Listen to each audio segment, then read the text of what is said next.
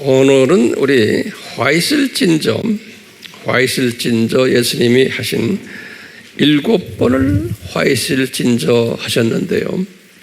오늘은 그 7번째의 화이슬진저에, 근데 이 7번째 화이슬진저는 상당히 해석하기 어려운 화이슬진저예요. 그리고 굉장히 심각한 화이슬진저예요. 이 외식하는 서기관들과 바리새인들이여 할 때, 지금 여기 때 두 시간적으로 볼 때 1세기 때 예수님 당시에 그 외식하는 서기관들과 바리새인들이요라고도 우리가 해석을 하고, 그렇지만 이건 23장, 마태복음 23장은 우리 뭐라고 그랬죠?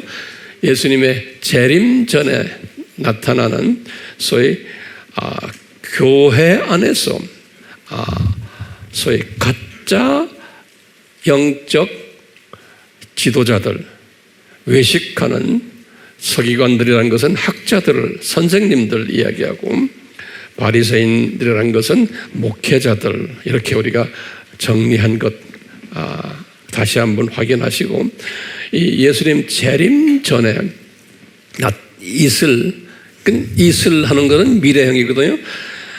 예수님도 미래형으로 말씀하셨어요. 여기 원문을 보면요, 이제 이분들을 사용해서 말씀하셨지만 예수님의 재림 전에 이런 가짜 지도자들이 교회 안에 있을 것을, 중요한 개념이 교회 밖이 아니고 교회 안에 이런 가짜들이 있을 것을 예수님이 예언적으로 말씀하신 거예요.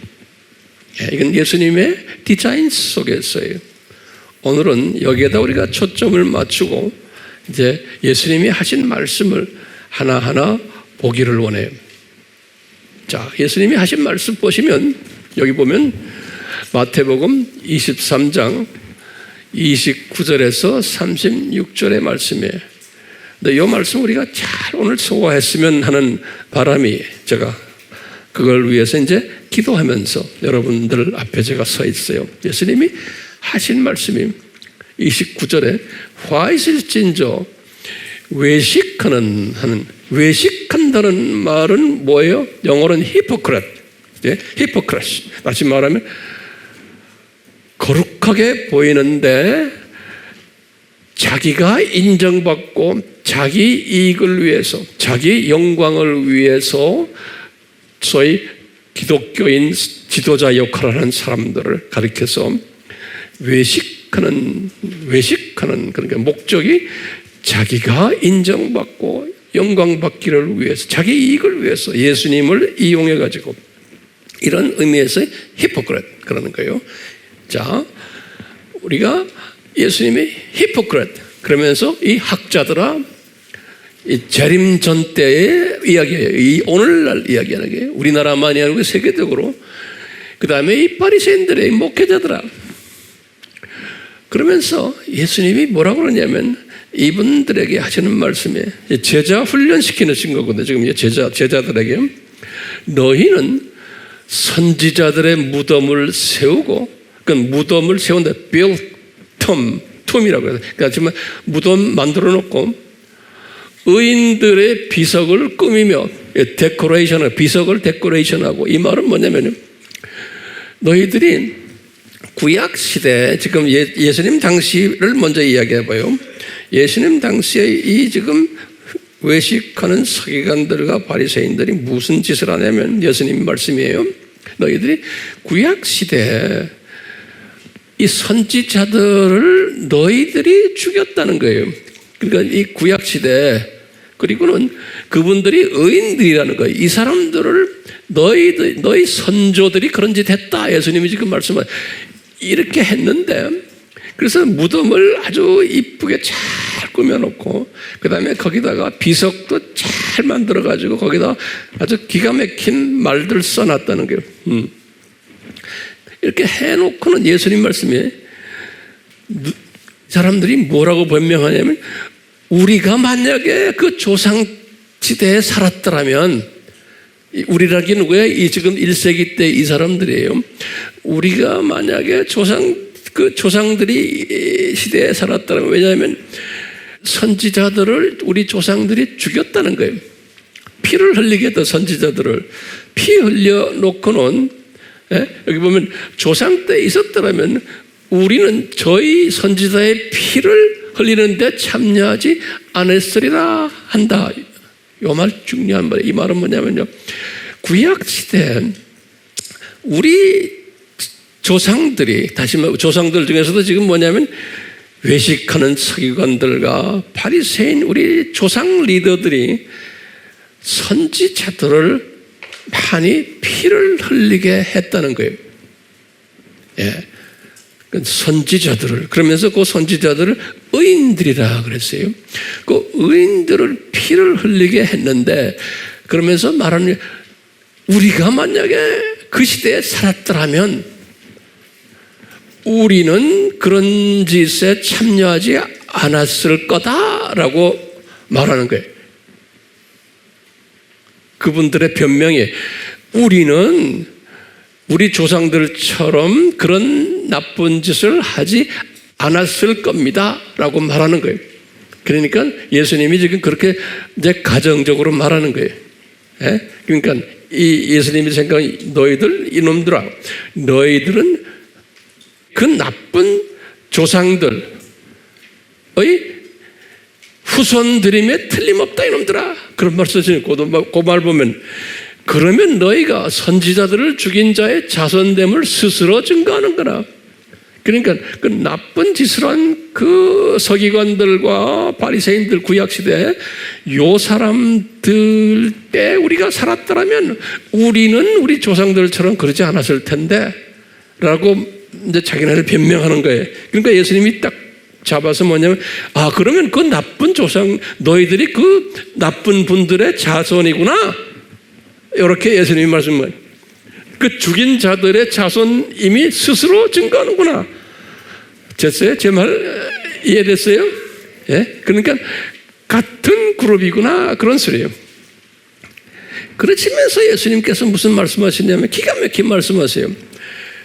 이제는 다시 이제 1세기로 오셔가지고 1세기 오신 다음에 그것을 다시 지금 오늘날까지로 우리가 연계해서 봐야 돼요.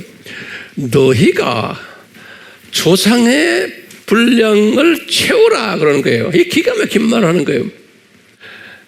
이게 이제 영어로는 NIV니 킹제임스는 이것을 조상들이 이 선지자들의 피를 흘리게 하고 의인들의 피를 흘리게 했는데 이제 피의 양이 차지 않았다는 거예요, 아직도.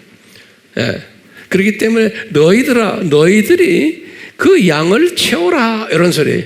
그래서 영어로는 뭐냐면 fill out, 그래. fill out, 채워라. 그러니까 지금 여기 보시면 예수님이 허락하신 의인들의 피가 있어요. 선지자들의 피의 분량이 있는데 그 분량을 채우는 일을 지금 예수님이 누구를 통해서 해요? 가짜 외식하는 누구의? 서기관들과 바리새인들을 도구로 사용해가지고 예수님이 기대하시는 의인들의 피의 분량이 있는 거예요. 그 피의 분량을 아직 차지 않았다. 구약시대 지금 1세기 때 또 차지 않아서 너희들이 그걸 채워라 그러는 거예요. 오케이? 그러면서 이제 이때부터 쭉 나가서 오늘로 점프라는 거예요. 예수님이 재림 전에, 이 재림 전에 있는 요 외식하는 서기관들아 바리새인들아 너희들도 이것을 채워라 그런 거예요. 그러면 좀 보세요. 잘 보세요. 우리가 지금 말하는 외식하는 서기관들과 바리새인들은 예수님 재림 전 시대에는 뭐라고 불렀어요? 두 번째 짐승. 뭐예요? 종교적 적 그리스도들이. 그러니까 이 두 번째 짐승들이 이 종교적 적 그리스도들에게 지금 말하는 게 너희들도 이 순교자의 피의 양을 채워라. 그렇기 때문에 이 말은 보면 구약 시대에도 피를 흘렸지만 채우지 못했고 신약 시대 지금 2000년 동안도 계속 피를 많이 흘렸지만 채우지를 못했다는 거예요. 아직까지. 그래서요. 이제 오늘날 이것 채우는 일을 누가 하느냐? 그러니까 두 번째 짐승께서 한다라고 보는 거예요. 제가 칼럼에서 항상 강조했죠. 그러니까 이 화면을 통해서 공부하는 분들은 우리 커뮤니티, AMI 커뮤니티 안에 들어오면 칼럼이 있어요. 그거 꼭 보시기를 바라요. 자, 오늘 이것을 전제로 하겠어요. 우리가 좀 공부할 게 상당히 많아요. 예. 이제 그러면서요, 요 사람들을 피를 채우는 일을 하는 사람들을 아주 무서운 말을 했어요. 요 뱀들아, 요 독사의 새끼들아 그랬어요. 그러니까 요 사람들이 구원이 있어요, 없어요? 구원이 없는 사람들이에요. 그런데 교회 안에 있어요. 네. 그것도 높은 위치에 있는 분들이에요. 영향력을 주는 분들이에요. 이런 사람들 보고 너희들 이 지금 피를 채우는 일에 책임을 지고 지금 하고 있는데 니네들은 뱀들이고 독사의 새끼들이라는 거예요. 그러니까 하나님의 자녀들이 아니고 사탄의 자녀들이라는 거예요. 기가 막힌 말을 하는 거예요. 그러면서 이제 미래형으로 나갔어요. 그래서 여기 이 원어를 봐도 그렇고 한국말도 샬 미래형으로 다 돼 있어요. 그러면서 미래형이라는 것은 지금 예수님의 재림전으로 이제 점프해 오는 거예요. 그렇죠? 그럼 마태복음 23장은 재림전 사건들 이야기하는 게 아닙니까? 예. 그래서 보세요. 그러면서 예수님이 점프를 가서 하시는 말씀 보세요. 그러면 내가가 누굽니까? 예수님이에요. 내가 너희가 누굽니까? 이것을 다시 오늘날로 표현하면 두 번째 짐승들에게 이렇게 말하는 건 마찬가지예요.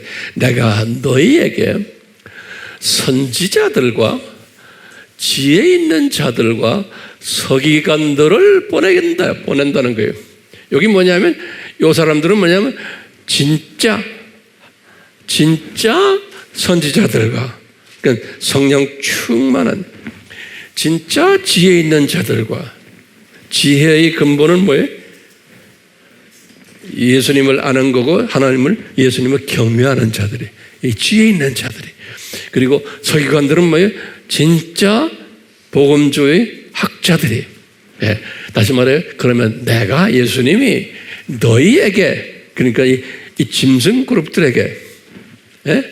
지금요 진짜 선지자들과 지혜 있는 자들과 서기관들을 보내매 그 중에서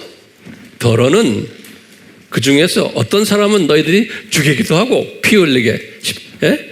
또 십자가에 못 박기도 하고 이건 생명 없어지는 거예요.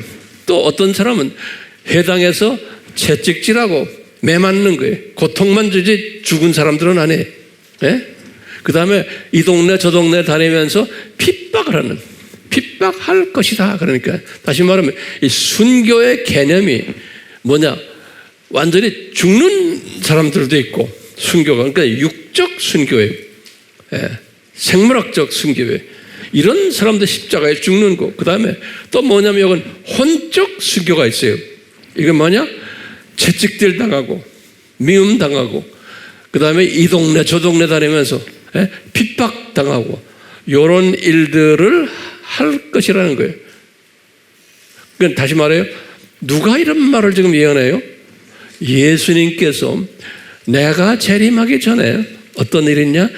너희들이 그러니까 이 종교적 적그리스도들이 내가 보내는 진짜 복음적인 선지자들과 진짜 지혜 있는 자들과 진짜 서기관들을 내가 너한테 보낼 텐데 너희들이 요 사람들을 피 흘리게 하고, 육체적인 피를 흘리게 해서 죽이는 일도 있고, 너희들이 그 다음에 여기는 지금 육적 피 흘리는 거예요. 그 다음에 여기는 또 뭐예요?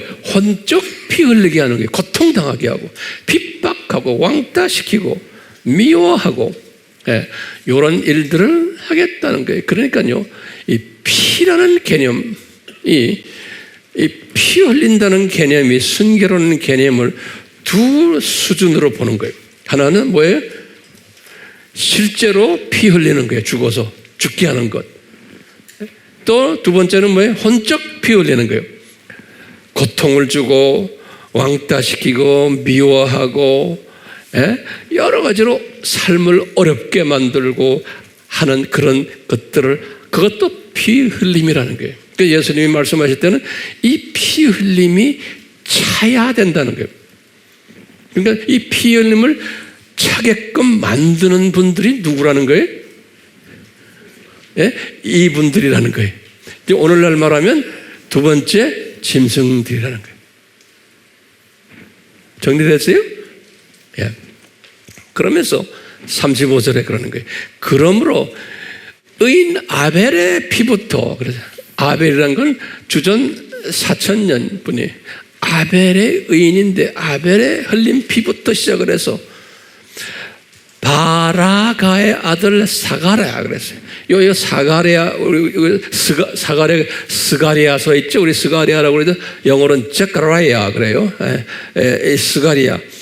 요 스가랴서 1장 1절에 보면은 이 스가랴가 할아버지는 이또고 아버지는 바라가라고 그랬어요. 바라가. 그래서 이 스가랴가 누구냐? 이 바라가의 아들이에요. 그러면 스가랴는 언제 사람이냐? 주전 520에서 주전 480대 사람이에요. 그러니까 우리 586 기억나죠? 586은 바벨론 이거 한 거 아니에요?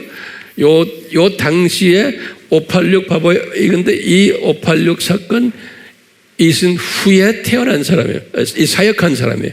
그래서 요 사람은 굉장히 중요한 사람인 게, 요 사람은 예언자 선지자로서 이분은 스가랴서를 쓴 사람이에요. 그래서 제가 저쪽에다가 이분이 스가랴서를 쓴 그 선지자로서 예언자로서 쓴 내용을 잠깐 보면요, 이 스가랴서는 상당히 의미가 있는 성경이에요. 스가랴서가요. 그래서 여기를 쫙 보시면 스가랴서는 이분이 이제 예언한 거예요. 뭘 예언했냐면 첫 번째, 지금 586 사건이면 알죠? 586. 그런데 70년 후에 516 사건이 일어날 거라는 걸 이미 받은 거예요. 516은 뭐예요? 여기에 성전, 제2성전이 지어지는 거예요. 그러니까 이분이 스가랴가 제2성전이 지어질 것을 메시지를 받은 분이에요. 절대 따라오세요. 성경 구절은 스가랴서 1장 7절에서 2장 9절이에요. 그리고는 그분에게 또 두 감람나무가 출현할 것을 보여주는데, 왜냐하면 이 두 감람나무를 여호수아와 대제사장, 그 다음에 총독인 스룹바벨이, 이 두 사람이 나타나가지고 이 제2성전을 지을 것을 말씀하신 거예요. 구체적으로 누가 이 제2성전을 지을 것인가? 여호수아와 스룹바벨이 지을 거다 하는 거예요. 그래서 이 성전을 스룹바벨 성전이라 우리 가끔 부르죠. 제2성전 또는 스룹바벨, 영어로는 제룹바벨 그래요. 여기 이제 스가랴서 3장 1절에서 4장 14절까지 기록이 되어 있어요. 이 스가랴라는 이 사람은 이 말라기는 주전 400년 때지만 구약의 선지자 중에서 제 뒤편에 있는 분이에요. 586 그 이후에 뒤편에 있는 분인데 이분에게 엄청난 것을 보여주셨어요. 그래서 제가 이렇게 설명해 주는 거예요. 이분이 이렇게 성전을 지을 것을 이야기한 다음에 그 다음에 포로된 자들 중에서 아직 귀환하지 않은 사람들 귀환할 것도 8장 1절에서 23절에 말씀하시고, 그리고는 예수님의 초림 사건을 보여주는 거예요, 이분에게. 그러니까 이분이 지금 주전 500년뿐 아니에요. 500년 후에 예수님의 초림 사건을 보여주는데, 유명한 초림 사건이 예수님이 나귀를 타고 예루살렘에 입성할 거다, 이런 말 우리 배웠죠? 이것이 마태복음 21장에 그것이 그대로 이제 성취되는 이야기인데, 예루살렘으로 이제 마귀 타고 들어간 사건, 그것을 500년 전에 스가랴에게 말씀하신 것을 이루기 위해서다 그랬어요. 그래서 스가랴 9장 9절이 유명한 장이에요. 그러니까 스가랴가 본 거예요. 아하, 예수님이 나귀 타고 예루살렘에 들어가는데 그날이 무슨 날이에요? 예? 1월 며칠에? 1월 10일 날이죠. 우리 7절기에서 6월절 배웠죠? 1월 10일 날이 무슨 날이었어요? 출애굽기 12장에서는 어린 양을 잡아다가 며칠 동안 집에다 킵하는 거예요? 나흘 동안이죠. 그러니까 어린 양을 가져다가 시장에 가서 사다가 집에다가 보관하는 날이 1월 10일 날이거든요. 그 날에 예수님이 예루살렘으로 본인이 보관되는 거예요. 그날 예루살렘에 들어가는 날이에요. 요 사건을 누구한테 지금 말씀했어요? 스가랴에게 말씀하신 거예요. 그러니까 영어로는 그래요. 제카라야 9:9 그래요. 한번 나 따라 하세요. 제카라야 9:9. 이거는 웬만한 사람이면 다 알아요. 저쪽 동네 가면요. 제카라야 9:9 그런 거예요. 우리 John 3:16 하면 뭐예요? 요한복음 3장 16절 같이 제카라야 9:9 하면 이것을 제카라야 스가랴한테 보여주신 거예요. 그리고는 가룟 유다가 예수님을 은 30에 팔 것도 보여주신 거예요. 이 스가랴한테 기가 막힌 거 보여줬죠? 여기 11장 12절에. 그뿐 아니라 예수님의 점프를 해가지고 예수님의 재림전이에요. 점프를 해가지고 이분이 말이죠. 주전 500년 분인데 예수님의 재림전에 일어날 것을 다 본 거예요. 그때 메시아닉 유대인들이 나타나서 유대인 중에서 예수님을 영접하는 사람이 나올 것을 쫙 본 거예요. 이분들이 눈 감겨 있다가 여기 보면 제카라야 챕터 10 1-12 1절에서 12절. 그리고는 7년 환란의 모습을 쫙 보이면서요, 7년 환란 전에 예루살렘이 무거운 돌이 될 것을 보여주신 거예요. 이거 제가 예전에 한번 설명했어요. 스가랴서 12장 3절에 예수님이 스가랴에게 보여주는 거예요. 이 예루살렘, 저 예루살렘이 무거운 돌이 될 거다. 다시 말하면 전 세계에서 가장 골치 아픈 도시가 될 거다. 사람들에게 무거운 돌이 될 거다. 그 도시 때문에 이제 이스라엘에서 이제 전쟁도 일어나고 그 도시 때문에 서로 문제가 생기고 그 안이 복잡하다는 거예요. 그래서 이제 유대인들을 사랑하는 분들은 우리가 예루살렘의 평화를 위해서 기도하자라는 말 하잖아요. 근데 예루살렘엔 평화가 오겠어요? 안 오겠어요? 안 와요. 무거운 돌이 되는 거예요. 이런 것도 스가랴에게 말하고, 그 다음에 7년 환란 동안의 일들을 딱 설명해 줬어요. 12장 4절에서부터 13장 9절에. 그뿐 아니라 예수님이 지상 재림하는 장면도 보여줬어요. 14장 4절에서 7절에 정확하게 어디에 내려오신다는 거예요. 감람산에 예수님이 내려오시는 거예요. 예수님이 승천하실 때 내가 요 승천하는데 내려올 때 요 장소로 다시 이런 모습으로 내려온다고 그랬잖아요. 그것을 예수님이 사도행전 1장 8절, 9절, 10절 여기서 말했거든요. 똑같이 그 전에 벌써 500년 전에 스가랴한테 보여준 거예요. 예수님이 이렇게 요 감람산으로 내려올 것을. 그리고는 천년왕국이 있을 것을 14장 8절에서 19절. 그 다음에 이제 마지막에 이제 14장 마지막에 20절과 21절에 보면 새 하늘과 새 땅까지를 다 보여줍니다. 그러니까요, 이 스가랴 하면은 우리가요, 뭘 보냐면은, 아하, 이분이 5.16 사건부터 시작을 해서 쫙 예수님의 초림, 예수님의 재림, 그 다음에 쭉 그래서 뭐예요? 이 창조 목적 학교가 끝나고 그 다음에 새 하늘과 새 땅까지를 쫙 다 보여주신 특별한 선지자예요. 예. 이 말은 참고로 해가지고 여기 예수님이 하신 말씀을 다시 한번 봐요. 그러므로 이제 피 흘리는 사건이에요. 피의 양을 채우는 사건이에요. 근데 그 차는 게 언제까지나 보세요. 아벨의 피부터, 그러니까 아벨의 피라는 건 우리 알죠?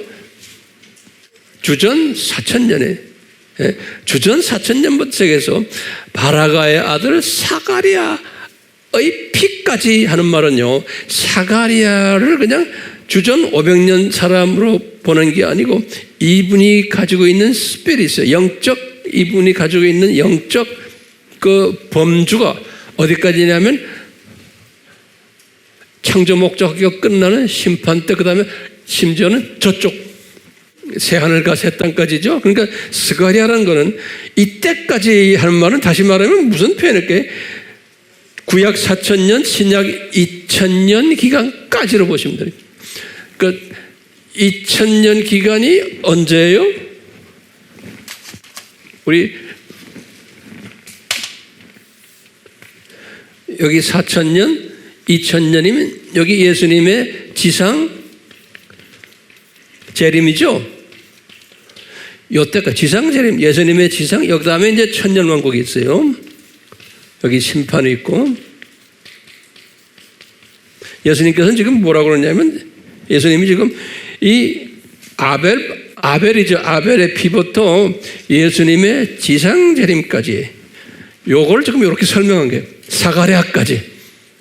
사가랴가 예수님의 지상 재림 이야기 했죠?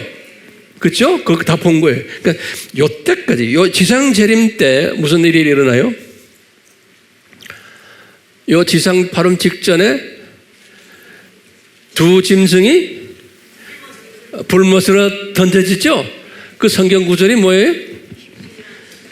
계시록 19장 20절이죠. 그러니까 이 두 짐승이 불못으로 던져질 때까지, 그때까지 피 흘림이 많이 있을 거라는 거예요. 그래서 여태까지, 그래서 이 채워라, 이 피 흘림을 채워라 하는 거는 실제로 피 흘림이 찰 때가 언제로 우리가 볼 수 있어요? 예수님의 지상 재림 때까지 피 흘림이 있을 거라는 거예요. 누구에 의해서? 이 두 짐승인데 특히 교회 안에서 누구의? 두 번째 짐승에 의해서. 예. 그러니까 이제 이 피 흘림이 교회 밖에서도 있고 교회 안에서도 있는데, 우리가 지금 오늘 공부하는 것은 교회 안에서 피 흘리는 일들을 하는 분들이 있을 거라는 거예요. 가짜 외식하는 서기관들과 바리새인들에 의해서 그 피 흘림이 차야 된다는 거예요. 피 흘림이. 그래서 예수님께서 fill up 그랬어요. filling, 채워야 된다는 거예요. 자, 예수님께서요, 제가 여기다 칠판에다 그래서 적어놨어요. 제가 아까 설명한 걸 내가 간단히 다시 한번 볼게요. 재림 전 외식하는 서기관들과 바리새인들이 누구냐? 그러면 여기 뭐 두 번째 짐승이다. 두 번째 짐승. 이 두 번째 짐승이 어떻게 생겼어요? 어린 양처럼 생겼는데, 처럼이에요. 어린 양이다가 어린 양처럼, 그러니까 예수님처럼 생겼는데 뿔이 두 개다. 우리 칼럼에 제가 자세히 설명했죠. 뿔이 두 개다. 그 뿔 하나가 뭐예요? 예수이고 또 하나는 WCC다. 예. 그러니까 이 로마 카톨릭 교황과 예수회와 이 WCC 이분들 안에서 이 의인들을 선지자들을 진짜들을 피 흘리게 하는 일을 피의 분량을 채우는 일을 이분들에 의해서 할 거라는 거예요. 교회 안에서. 교회 밖에서는 또 많지요. 교회 밖에서도 예수 안 믿는 사람들이 피 흘리는 일들 많이 하고 있잖아요. 지금 이슬람 종교, 불교, 공산권에서 뭐 여기저기에서 지금 이 피 흘리는 일들을 이 양반들도 하고 있는데, 지금 마태복음 23장은 교회 안에서 요 가짜들이 있어가지고 또 의인들을 피 흘리게 한다는 거예요. 그래서 이제 순교자의 정의를, 순교는 뭐냐? 여기 지금 보면 요한계시록 6장 9절에서 10절이 굉장히 중요한 성경 구절이에요. 우리 요한계시록 6장은 7인에 관한 이야기. 여기다 내가 적지 않았지만 노트에 좀 적으세요. 7인은 뭐예요? 예수님의 공중재림 전에 있어야 될 일들이죠. 아죠? 자, 7인의 첫 번째 인이 소위 흰말 탄 자, 두 번째가 뭐예요? 붉은 말을 탄 자, 그렇죠? 그 다음에 검은 말을 탄 자, 그 다음에 네 번째가 회색 말을 탄 자. 그 회색 말은 전염병이에요. 지금 우리 회색 전염병 일어났잖아요. 요 네 사건이, 말 탄 사건이 있은 다음에, 그 다음에 이제 다섯 번째 사건을, 인을 띄니까 뭐가 나오냐면, 순교자들, 이미 죽은 사람들이, 순교자들이 예수님께 신원하는 목소리가 들려오는 거예요. 순교자들이. 그러면서 순교자들이 뭐라고 그러냐면, 예수님, 우리가 이렇게 피를 많이 흘렸는데, 아벨부터 해서 지금 예수님의 지금 공중재림 직전까지 이렇게 피를 많이 흘렸는데 우리 피를 좀 신원해 주십시오. 그러니까 예수님이 뭐라고 대답해요? 예수님이 뭐라고 그러냐면, 아직 순교자의 충만한 숫자가 차지 않았다 그러는 거예요. 그 찰 때까지 피를 더 흘려야 된다 그러시는 거예요. 거기 지금 여기 좀 보세요. 여기 지금 공중재림 때, 공중재림 직전 이야기하는 거예요. 그러니까 요때쯤 오늘날 지금 여기 오늘날이면요, 공중재림, 여긴 지상재림, 여기 7년 환란이죠. 여기가 7년 환란이지. 제 말 잘 따라오세요. 지금 예수님 7인이 뭐예요? 7인의 예수님 공중재림 전에 일어나는 사건들이에요. 그런데 지금 다섯 번째 인을 할 때 순교자 이야기하면서 이제 좀 순교를 그만 좀 시켜주십시오 라는 소리랑 마찬가지로 우리가 이렇게 했는데, 이 기간 동안 쫙 순교당한 사람들이 말하는 거니까 아니다. 아직 숫자가 차지 않았다 그러는 거예요. 그러니까 이 말은 뭐예요? 아직 피를 더 흘려야 된다. 자, 그러면 언제까지 피를 흘려야 돼? 이 짐승에 의해서 최소한 이 지상재림까지, 이분들을 불못에 던질 때까지, 그러니까 이 7년 환란 기간 동안에 피 흘림이 상당히 많을 것 같아요. 요 하나님의 사랑하는 사람들, 그러니까 순교자들이 많을 것 같아요. 이 순교자들은 이제 저쪽 낙원에 올라가면 로얄 계층들 아니에요. 그렇죠? 로얄 계층들, 높은 위치에 있는 사람들이. 그렇기 때문에 이 순교자 그룹에 있는 사람들은 상당히 복 있는 사람들이에요.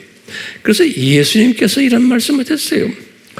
마태복음 우리 8복의 8번째 복이, 복 있는 자는 하시면서요, 내 이름 때문에 너희들이 핍박받고 미움받고 배척당하고 왕따 당하면 너희들은 복 있는 자들이다. 그러면서 너희들 전에 구약 때 선지자들도 이런 걸 당했단다 그러는 거예요. 그러시면서 하시는 말씀이 니네들은 하늘의 상이 상당히 클 거다 그랬어요. 영어로는 그래서 your reward is great reward. 그냥 리워드가 아니고 상이 great, 큰 상을 받을 거다. 그러니까 로얄 패밀리라는 거예요. 근데 이 사람들은 예수님이 지금 팔복에서 말하는 요것은 목숨 피 흘리고 하는 육체적인 피 흘림이 아니고 내가 볼 때는 혼적인 부분, 인격적인 부분에서 미움당하고 왕따당하고 핍박당하고 하는 이런 걸 그게 다 순교로 보는 거예요. 그것도 피 흘림으로 보는 거예요.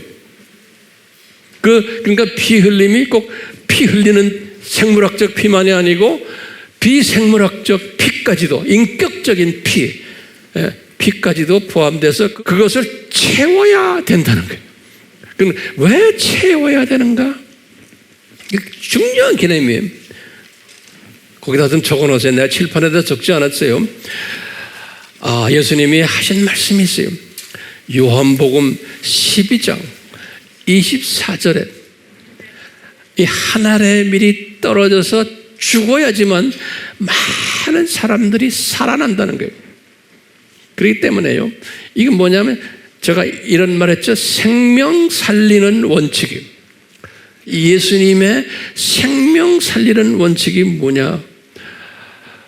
누가 죽어야지만 살아나는 거예요. 대가를 누가 지불해야 돼. 그래서 그것을 제일 먼저 한 분이 누구예요? 예수님인 거예요. 예수님이 예정된 하나님의 자녀들을 살려주시기 위해서 그분이 얼마든지 살릴 수 있어요. 그분이 전능하신 분인데 그런데 그분 삼위 하나님의 원칙이 뭐냐면 누가 대신 죽어줘야지만 된다는 거예요. 그래야지만 살리는 일이 있을 거라는 거예요. 그래서 예수님께서 내가 하늘에 미리 돼서 죽어서 많은 사람이 산 것처럼 제자들 보고 너희들도 죽어야 된다는 거예요. 그래서 제자들 12명 다 순교당했잖아요. 로마 제국을 살리기 위해서. 이분들은 진짜 피를 흘리는 일을 했고요. 그 나머지 분들은 또 혼적인 피를 많이 흘린 분들도 많고요. 그러니까 이 살리는 일을 하기 위해서는 하나님의 살리는 원칙이에요. 이 이야기에서는 피를 흘려야 된다는 거예요. 그래서 기독교를 보혈, 피의 종교라고 그러잖아요. 그렇죠? 그러니까 피를 흘려야 되는 거예요. 그러니까 저도 마찬가지고 여러분들도 마찬가지. 이 시대에 왕따 당해야 되고 미움 당해야 되고 죽지 않더라도 우리가 손해를 봐야 되는 거예요. 그게 복 있는 사람이다. 그래서 예수님께서 팔복에서요. 지금 우리 민족을 세계 선교 민족으로 만들기 위해서는 우리 민족적 차원에서 민족이 피를 흘려야 되는 거예요. 우리 민족이. 그래서 일제시대 때도 피 흘렸지만 또 공산남북 전쟁에 의해서도 피를 흘렸지만 우리 크리스찬들이 그러니까 왜 비기독교인들 피 흘리는 거하고는 이야기가 달라요.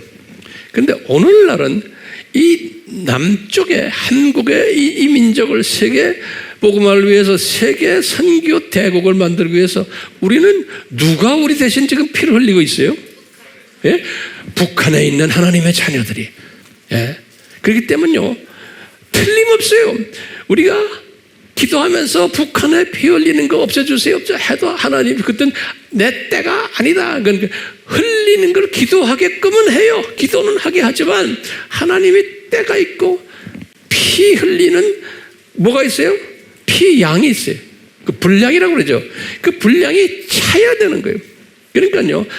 아직까지 우리 남쪽을 선교 민족으로 생명 살리는 일을 하게 하려면 누가 피를 많이 흘려야 돼요?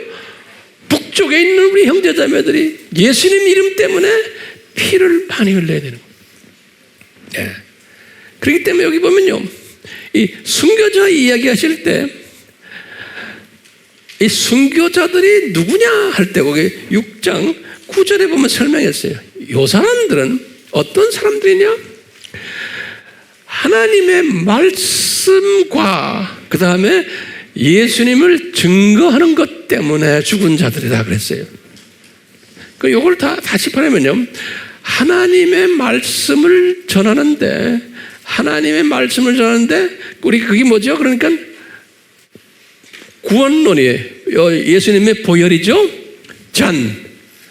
요 구원론을 전하고 그 다음에 7가지 뭐예요? 신학 주제들이죠. 7가지 신학 주제들은 이분들이 몰라요. 그러니까 이거 전하지 않아도 괜찮아요. 제일 중요한 게 뭐냐면 예수님의 보혈의 중요성을 전하는 자들이, 북한에 있는 사람들은 예수님이 우리를 위해서 죽었고 이분에 의해서 우리가 이분의 생명인 이분의 피를 우리가 마셔야지만 구원이 있다라고 전하는 요 단순 복음이에요. 이걸 전하는 일 때문에 죽임을 당한 사람들이에요. 순교자들은 건요,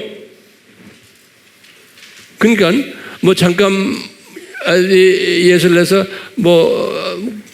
이슬람 나라나 어디에 가서 여행하다가 그놈들에게 잡혀가지고 그냥 죽었다, 이런 거는 내가 볼 땐 순교가 아니에요. 순교는 좁은 의미에서 뭐예요? 분명히 지금 여기 말했잖아요. 계시록 6장 9절에 하나님의 말씀을 전하는 증거하는 자들. 그래서 사도행전 1장 8절에 너희들이 성령 받으면 나를, 예수를 증거하게끔 돼 있다는 거예요. 그러니까 기독론이 우리는 강해야 되는 거예요. 구원론이 강해야 되는 거예요. 예.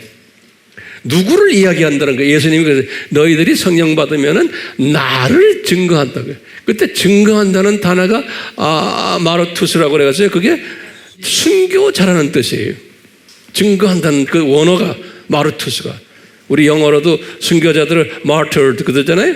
똑같은 거예요. 다시 말하면 우리가 순교를 꼭 피 흘림이 받는 육적 순교만이 아니고 뭐예요? 혼적 순교예요.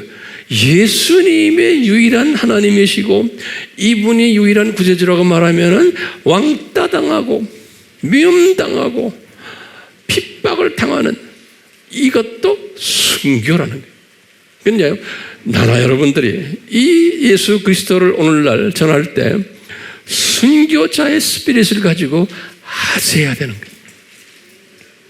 안 해도 괜찮아요. 근데 주님이 순교자의 판열에 집어넣은 사람은 하도록 돼 있고 미움받게 돼 있고 인정 못 받고 왕따 당하고 외로워지고 오해받고 이런 일들이 직장에서도 가정에서도 어디에 가나 있게끔 되어 있는 거예요.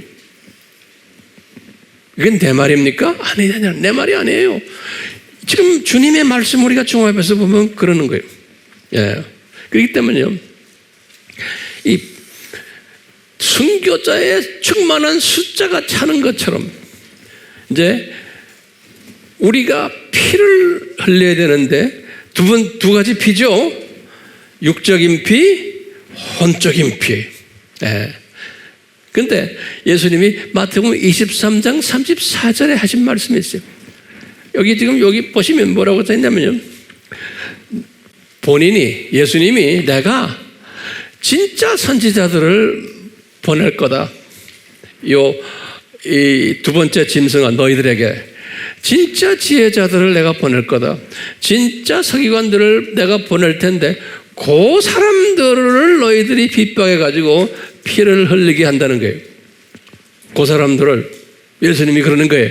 그러니까 아무나 피 흘리는 게 아니고 이 사람들은 로얄 계층 후보생들이에요. 그러니까요, 선지자들, 지혜자들, 서기관들, 학자들, 목사들, 여러분들 또 전하는 복음 전하는 자들, 이런 사람들을 하나님 골라가지고 그러니까 이렇게 해서 보낼 테인데 너희들이 이 사람을 보낼 때 너희들이 죽이기도 하고 너희들이 십자가에 또 달리기도 하고 회당에서 채찍질하고 이 동네 저기에서 핍박하고, 그러니까 육적인 피도 흘리게 하고 혼적인 피도 흘리게 할 것이라는 거예요. 그러니까요, 누가 피 흘림을 당해요? 진짜 복음을 전하는 사람들이에요. 진짜 지혜자들이에요. 진짜 서기관들이에요. 여러분들 지금 이 공부를 하고 있잖아요. 그래서 다 이 진짜 서기관 되라고, 학자들 되라고, 진짜 지혜자들 되라고, 진짜 선지자들 되라고. 선지자라는 건 미리 보는 거예요, 앞을. 우리가 지금 선지자들이 아니에요. 우리 지금 미리 다 보고 있잖아요. 앞으로 무슨 일이 일어날 거죠. 그 훈련을 지금 우리가 지금 받고 있잖아요. 그러면 여러분들이 교회 안에서 미움 당하게 돼 있어요? 안 당하게 돼 있어요? 당하게 돼 있는 거예요. 교회 안에서. 예수 믿는 사람들 사이에서. 이상하죠? 그 다음에 교회 밖에서는요? 말할 필요도 없죠? 교회 밖에서는 말할 것도 없죠? 자, 제가 이제 결론적인 말씀을 좀 하려고 그래요. 우리 민족은 이 미국 다음으로 지금 예수님께서 지금 사용하시려고 굉장히 지금 초점을 맞추고 우리 민족을 지금 주님이 쓰고 계세요. 쓰고 계시니까 우리 민족 안에서 이제 순교자들이 많이 나와야 돼요? 안 나와야 돼요? 나와야 돼요. 왜냐하면 생명 살리는 일을 하는 민족이기 때문에 그래요. 우리가요. 그렇기 때문에 피 흘리는, 육체적인 피 흘림 받는 사람들도 많이 나와야지만 이 일들은 지금 어디서 일어나고 있어요? 북쪽에서 일어나고 있는 거예요. 북쪽에서. 그리고는 남쪽에 있는 이 생명 살리는 사람들은 피 흘리는 것은 혼적인 피를 많이 흘리는 사람들이 나와야 되는 거예요.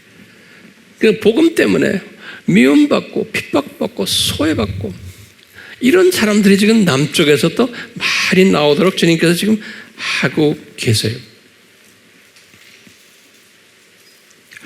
그런데 안타까운 일은요, 우리 민족이 이런 사명을 가지고 있는 가운데 지난 한 40년 전부터 우리 교회 안에서 이 신실한 자들인데 어디 좀 부족한 부분들이 있는 분들이 있어요. 다시 말하면 선지자들이고 지혜자들이고 서기관 그룹들인데 어디 부족한데 좀 있는 분들이 있는데 그런 사람들을 핍박하는 그룹들이 있어 왔어요. 우리나라에. 근데 핍박을 어떻게 하느냐?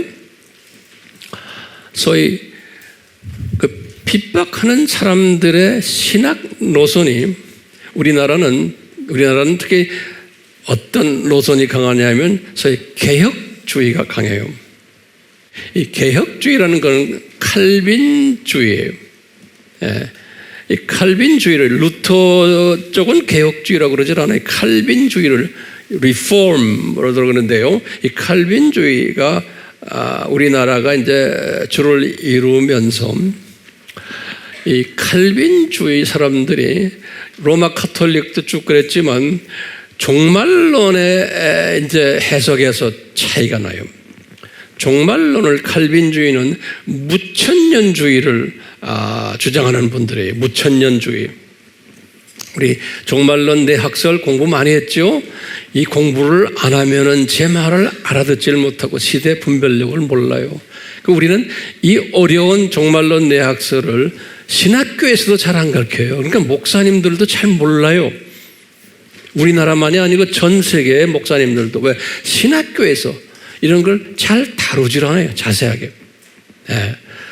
그렇기 때문에 우리나라는 종말론 중에서 이 무천년주의가 강한데, 무천년주의는 뭐냐면은 모든 성경을 영적으로 해석하거나 또는 은유적으로 해석하는 분들이고, 또 무천년주의는 이스라엘이라는 나라를 하나님의 선택받은 사람들로 보지 않는 거예요.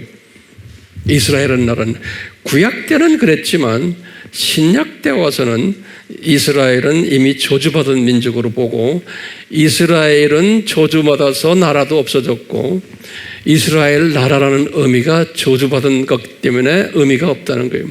그러니까 이스라엘 사람들도 그건 저주받은 사람들이고, 그렇기 때문에 이스라엘이라는 이 의미가 우리에게는 없다라고 보는 거예요. 그렇기 때문에 이제 예수님의 재림 전에 이스라엘이 독립되는 것도 그건 의미가 없다. 그건 아무것도 아니다. 그리고 예루살렘 성전을 제3성 성전을 짓는 것도 그건 의미가 없다라고 보는 거예요. 그런 걸 가지고서 예수님의 재림을 이야기하고 하는 사람들은 다 이단이다 보는 거예요.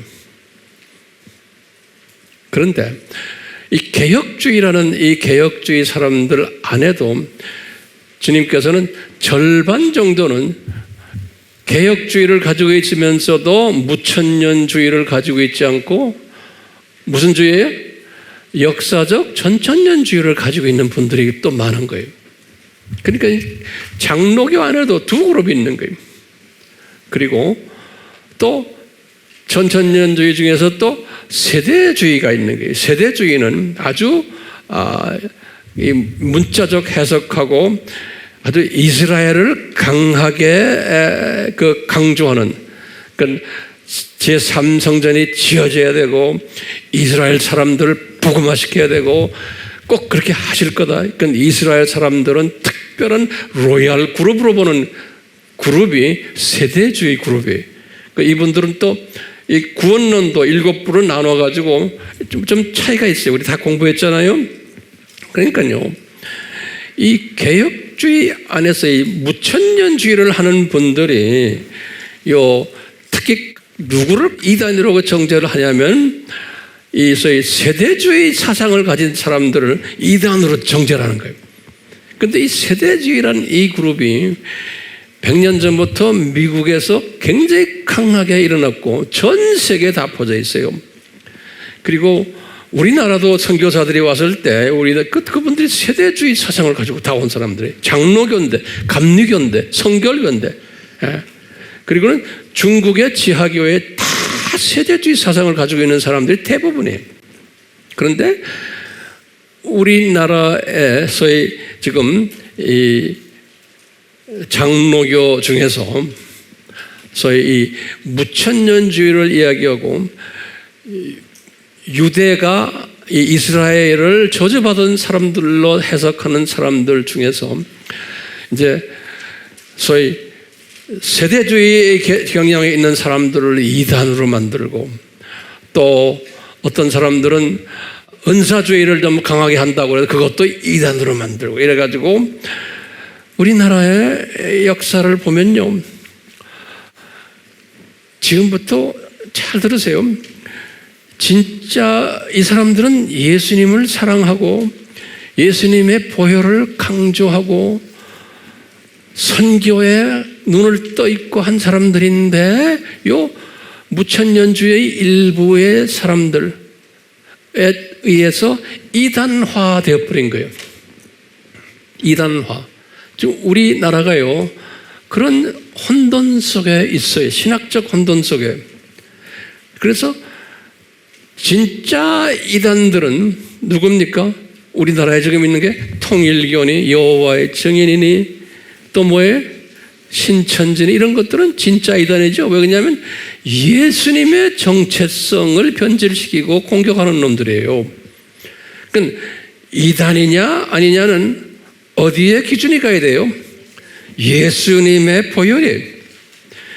예수님이 보혈, 우리 문지방에 뿌린 그 사건 때문에 구원받잖아요. 그러니까 우리 구원은 무엇 때문에 구원받아요? 예수님의 보혈 때문에 구원받는 거예요. 우리는요, 성화는 쓴 뿌리, 쓴 나물 먹는 거예요. 그러니까 중요한 것은 예수님의 보혈을 변질시키느냐 안 시키느냐 거기에 구원 있느냐 없느냐예요. 그런데 신천지도 통일교도 여호와 증인도 다 이런 부분에서 예수님에 대한 잘못된 가르침을 가지고 있는 이단 그룹들이에요. 이런 이단 그룹들이 전 세계에 많아요. 교회 시대에도 이런 이단 그룹들이 많아서 예수님의 신성 부인하고 예수님의 인성도 부인하고 이런 것도 우리 다 공부했잖아요. 네. 그와 같이 이단의 초점이 어디에 있어야 돼요? 예수님의 정체성과 보혈이에요. 네. 거기에 초점을 맞춰야 돼요. 그런데 종말론에 좀 자기네와 좀 다르다 그래서 이스라엘을 이해하는 이스라엘론이 다르다고 해서 그러니까 비본질들이에요. 이건 그렇죠? 그래서 이단화 시킨 거예요.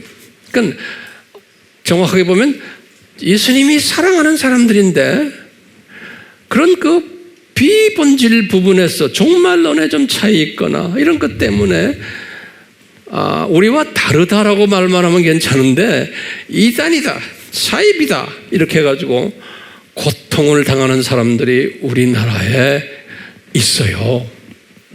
우리가요. 그래서 이런 문제 때문에 우리나라의 교인들이 이런 훈련이 안 된 교인들은 지금 내가 말하는 이 고통당하는 사람들을 아주 그냥 뭐 마귀 새끼들로 보고 이렇게 하는 게 많아요. 우리 한국교회 교인들 보면요. 예를 들면요. 거기다 좀 적어보세요. 제가 그래서요. 이 책을 내가 이렇게 갖고 왔어요. 이 책이 뭐냐면 한국교회를 30년 동안 농락한 이단 간별사들의 한국교회 대사기극 이런 책 이름이 이렇게 길어요. 그리고 이제 거기 보면 이름이 황규학저 그랬어요. 그 다음에 거기 이제 추천서를 보면 뭐 여러 가지 각 교단에 또 영향이 있는 사람들이 더 추천했더라고요. 이게 600페이지 돼요. 그래서 제가 이거는 쭉 읽어봤어요. 제가요. 600페이지를요. 그러니까 여기 여러 가지 그 이야기들이 나와요. 내가 이 책 장사하려고 온 거 아니에요. 여기에 이해하면 이제 우리나라에 그 이단을 만든 사람들을 이분의 뭐라고 하냐 이단 간별자들이라 그랬어요. 네. 내가 누구를 뭐 지칭해서 비난하려고 하는 것은 아니고 그냥 객관적인 차원에서 좀 말씀드리는 거예요. 여기에면 이것 때문에 한국 교회에서 이것 때문에 고민하는 거예요. 근데 여러분들 보세요. 우리가 이 시대에 뭐 딴 나라 볼 거 없어요. 우리나라에 진짜 이단이 누굽니까? 그러면 보세요. 뭐 문선명 그룹이니 뭐 기타 이건 보이는 이단들이에요. 그렇죠? 교회 안에 그러니까 예수님을 믿는다고 하면서 십자가를 달고 교회 안에서 진짜 이단 행동을 하는 사람들이 누구예요? 이때까지 우리 공부했죠? 그럼 뭐예요? 종교 다원주의를 이야기하는 그 사람들이 진짜 이단인 거예요. 그러니까 예수님의 보혈을 변질시키는 사람들이에요. 진짜 이단이죠? 그런데 보수그룹이라고는 이 교단들이 우리나라의 합동측 또 뭐 장신측 친례교니 또 감리교니 또 뭐 기장측 뭐 성결교니 이 사람들이 그 안에 지금요 그 안에 다원주의를 가르치는 신학자들도 많고 목사들도 꽤 많은 거예요. 이 안에. 그런데 이단 간별을 하려면은 누구를 이단으로 해야 돼요? 이 사람들을 이단으로 해요. 로마 카톨릭 이단이다. 또 성공회도 이단이다. 또 정교회들 다 이단이다. 왜? 다원주의를 주장하는 사람들이고 이 사람들은 신세계 질서를 지금 추구하고 동성애들까지도 사랑해 주자고 하는 사람들이고 그 안에 목사들, 신부들, 그 안에 신학자들이 동성애자들도 많아요. 교단장까지. 그런데 이런 것들이 이단이요? 아니요? 이것들이 이단인 거예요. 그런데 이 친구들을 이단이라고 말하는 보수 그룹이 없는 거예요. 이단 간별사라고 하는 사람들도 이쪽 부분에서 전문가들인데, 이 사람들도 지금 내가 말하는 이런 그 디노미네이션, 이 교단들을 이단이라고 공식적으로 말을 못해요. 신기하죠? 우리나라 안에서도요, 대한야시교장로교 안에도 이 WCC 안에 들어있고 동성애 인정하고 종교다원주의 이당하는 사람들이 많은데 교단 안에도요, 그걸 이단이라고 안 그래요. 그러니까 교인들이 볼 때는 그런 게 있어도 이단 간별사 된다는 분들이 그걸 이단이라고 말 안 하고, 진짜 비본질에서 좀 차이가 나는, 자기네와 종말론이 좀 다른 것, 이런 사람들을 놓고 이단으로 하는 거, 이단이라고. 그러니까 수 없는 하나님의 자녀들이 지금 이 속힘에 지금 빠져 있는 거예요. 이 책에 보니까요, 누구를 이단으로 만들어내냐면, 이 이단 간별사라는 분들이 뭐냐면 아주 자세하게 나와요. 김기동 목사를 이단으로 하고, 박윤칙 목사님을 이단으로 하고, 유광수 목사님을 이단으로 하고, 이명범 목사님을 이단으로 하고, 변승우 목사님을 이단으로 하고, 인터콥 선교회저 최바울 선교사님을 이단으로 정죄를 했어요. 이 6명이 명단이 여기 나와요. 그러니까 엄밀한 의미에서는 이 사람들은 예수님을 사랑하는 사람들이에요. 예수님의 보혈을 소중하게 생각하는 사람들인데, 그래서 저희 종말론에 가서나 또는 어떤 교리적으로 비본질 부분에서 자기네가 좀 다르다 그래가지고, 여기 보면 여러 가지 금전적인 문제도 있고 뭐 복잡하더라고요. 써놓은 걸 보니까요, 이단화 시켜버린 거예요. 그러니까 예수님의 시각에서 볼 때는 이분들이 내가 볼 때도 이단이 아닌 사람들인데, 진짜 이단은 이 대형 교단들 다원주의를 이야기하는 이 친구들이 진짜 이단인데, 이 사람들은 이단이라고 말 안 하고 요 쪼브레기들이에요. 쪼브레기라고 말해서 죄송합니다. 이 주님을 사랑하는데 조금 개혁주의 사람들과 다르다고 그래가지고 이단화시키는. 근데 이 사람들 보면 정말 열심히 복음 전하고 예수님을 전하는 사람들이에요. 인터컵도 마찬가지예요. 아주 보면 마음이 아픈 거예요. 제가 마음이 아파요. 그래서요, 거기에 대해서 자세하게 대해서 써놨어요. 그래서 이제 우리도 한국교회도 이제 정신 차릴 때가 온 거예요.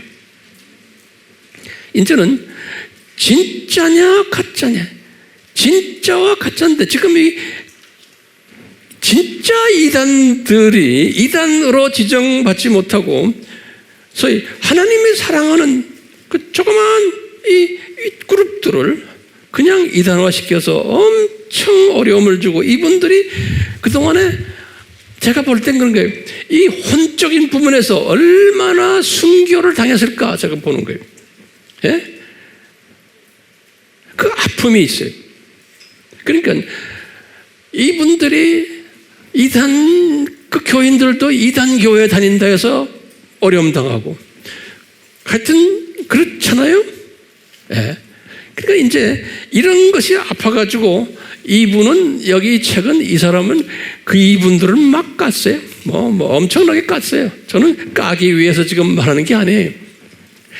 다 주님의 장중에서 이분들 사랑하기 때문에 이 사람들을 생각해요. 이단 간별사도 제가 보면 저는 다 주님이 사용하시는 분들, 이분들은 그래도 예수님을 사랑하는 사람들이에요. 그렇기 때문에 이분들이 저는 마귀의 자식이다, 뱀의 자식이다, 그렇게 이야기하기 싫어요. 이분들도 주님이 사랑하는 분들인데, 주님을 지나치게 사랑하다 보니까 자기네와 좀 다른 사람들을 그렇게 그냥 아프게 만들고 왕따시키고 하는 일들을 지금 하는 것 같아요.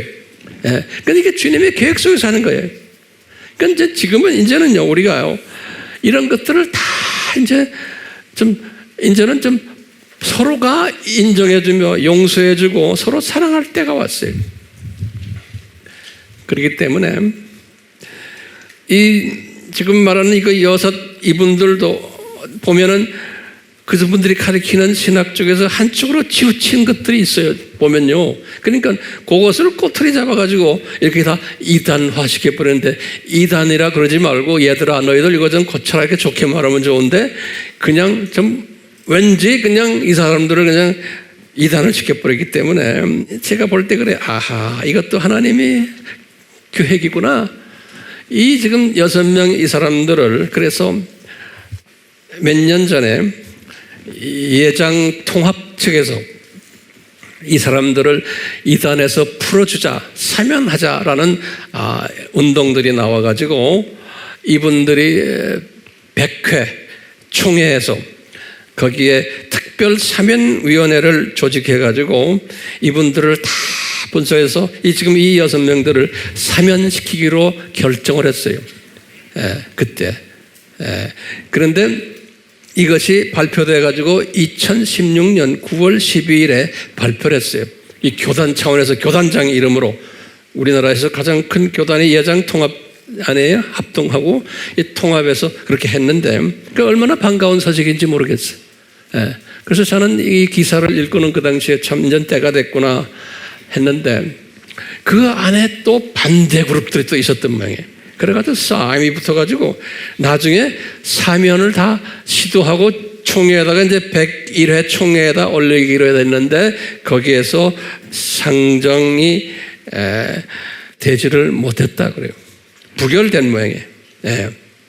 그래서 이제 이분들이 아직까지도 그 문제 때문에 이 사면을 받지를 못해서 지금도 고생하고 있는 거예요. 지금도요, 이단으로. 이런 아픔 속에서 이렇게 딴 분들은 제가 잘 모르지만 여기에 그 박윤식 목사님 팀들도 제가 몇 번 가서 교제했고 말씀도 전했고, 또 인터콥도 이제 제가 가서 제 생각에는 이분들이 이단이 아니기 때문에 저는 가서 말씀 전하고 위로해주고 그랬어요. 주님이 이제 머지않아 이분들을 완전히 그 아픔에서 건져줬으면 하는 것이 저의 기도 제목이고 우리의 바람이에요. 왜냐하면 쓸데없이 주님 사랑하는 조그마한 그룹들을 이단화시켰기 때문에 이분들이 받는 아픔만이 아니고 많은 주님의 자녀들을 혼돈시키는 일을 하는 거예요. 진짜 큰 이단이 있는데 진짜를 간과하게 하고 가짜 이단을 진짜화시키는 일들을 지금 우리가 해왔기 때문에. 그런데 주님이 보실 때 저도 이래요. 이분들을 왜 이단화시켰을까? 이분들을 통해 한편 보면 겸손하라고.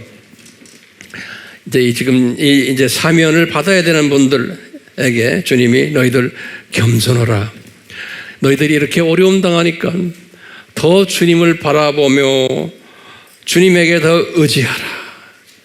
이 핍박을 받을 때마다 핍박을 하는 사람들을 더 용서해주는 마음을 가지고 저들을 위해서 또 너희들 기도해주고 하는 그런 마음을 가지라고 요 팀들에게 주님이 그런 아픔을 주지 않았나 저는 생각하고 있어요.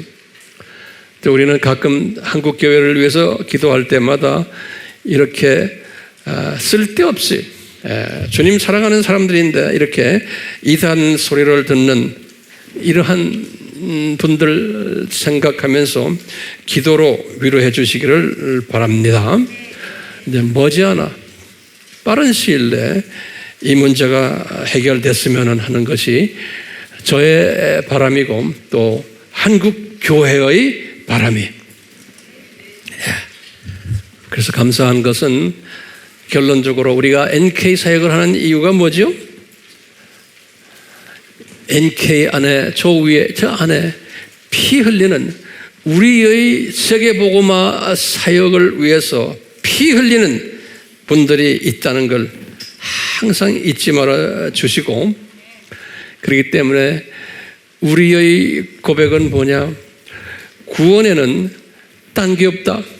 예수님의 보혈밖에 구원의 요건이 없다라는 것을 항상 기억하시고, 이 예수님의 보혈을 희석시키는 거예요. 우리가 지금 이 WCC에 관계되는 사람들을 그냥 이단이라고 말 안 하는 것은 예수님의 보혈을 희석시키거나 뭐예요? 변질시키는 일에 참여할 수 있는 거예요. 제 말 들리세요? 그렇기 때문에 우리가 소리 높여 이 다원주의를 추구하는 사람들을 향해서 우리는 당신들이 이단이다 라고 말하는 용기가 있어야 되는 거예요. 왜냐하면 그 사람들을 그냥 가만히 놔두면 어떻게 돼요? 예수님의 보혈을 희석시키는 데 참여하는 자들이 될 수가 있는 거예요. 그렇죠? 그런 용기를 다들 가지시길 바라요. 그래서 오늘 우리 찬송도 Nothing but the blood of Jesus, 예수님의 보혈밖에 없네요. 네, 우리가 구원받는 것은 예수님 우리에게 지혜를 주셔서 시대 분별력을 주셔서 우리가 누구를 정죄하는 것이 앞장서는 것이 아니고 예수 그리스도의 보혈과 연관되는 일에 희석시키는 일을 할 때는 우리가 참지 못하는 용감한 주님의 제자들 되도록 은혜 베풀어 주시옵소서. 예수님의 이름으로 기도드리옵나이다. 아멘. 주여, 우리 민족을 불쌍히 여겨주시고 이 초점이 딴 데가 있는 우리 민족들, 우리 주님의 사랑하는 백성들, 초점을 포커스를 제대로 맞추도록 용감하게 외치도록 은혜 베풀어 주시옵소서. 삼위 하나님의 이름으로, 예수님의 이름으로 축원하옵나이다. 아멘.